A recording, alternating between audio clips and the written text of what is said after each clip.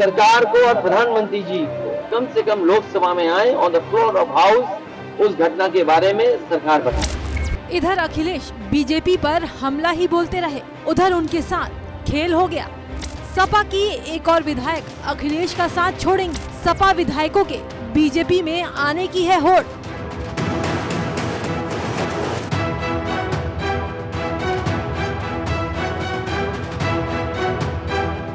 लोकसभा चुनाव 2024 से पहले बीजेपी अखिलेश और समाजवादी पार्टी को एक और झटका देने की तैयारी में है। पहले सपा विधायक दारा सिंह अखिलेश की साइकिल से उतरकर बीजेपी के साथ चले गए हैं।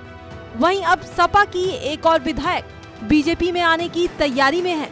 खबर है कि सपा विधायक पूजा पाल सपा छोड़कर बीजेपी में शामिल हो सकती हैं। पूजा पाल के बीजेपी में जाने से खेल बदलने वाला है। लोकसभा चुनाव में गोरखपुर, आजमगढ़, रामपुर नहीं, प्रयागराज बनने वाली है सबसे हाईलाइट सीट। दरअसल अतीक अहमद की हत्या के बाद ये पहला लोकसभा चुनाव है। ऐसे में बीजेपी पूजा पाल को अपने पाले में लाने की फुल तैयारी में है, क्योंकि पूजा पाल राजू पाल की पत्नी है।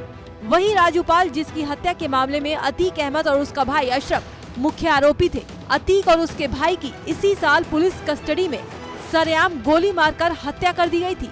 पूजा पाल ने अतीक के जुल्मों को खूब सहा है। राजू पाल की पत्नी पूजा और उसके परिवार पर अतीक गैंग ने खूब जुल्म किए।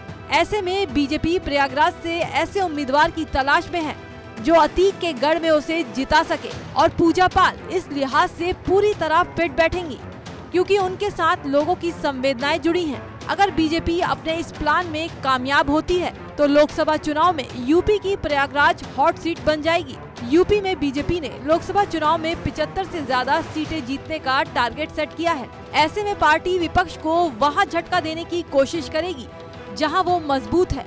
पूजा पाल केस में भी कुछ ऐसा ही है। निकाय चुनाव से पहले अतीक और उसके भाई अशरफ की हत्या के बाद भी अतीक के इलाके में बीजेपी को हार का सामना करना पड़ा था। ऐसे में बीजेपी भी यही चाहती है कि जहां सपा दमखम से चुनाव लड़ रही है, वहां उनके उम्मीदवार को ही तोड़कर पार्टी में शामिल करा लिया जाए। माना जा रहा है कि सपा विधायक पूजा पाल अपने साथ कई सपा कार्यकर्ताओं को भी बीजेपी में शामिल करा सकती हैं। सूत्रों के मुताबिक बीजेपी 2024 के लोकसभा चुनाव में पूजा पाल को प्रयागराज सीट से पार्टी का उम्मीदवार बना सकती है। ऐसे में ये समाजवादी पार्टी और अखिलेश के लिए सबसे बड़ा झटका साबित होने वाला है।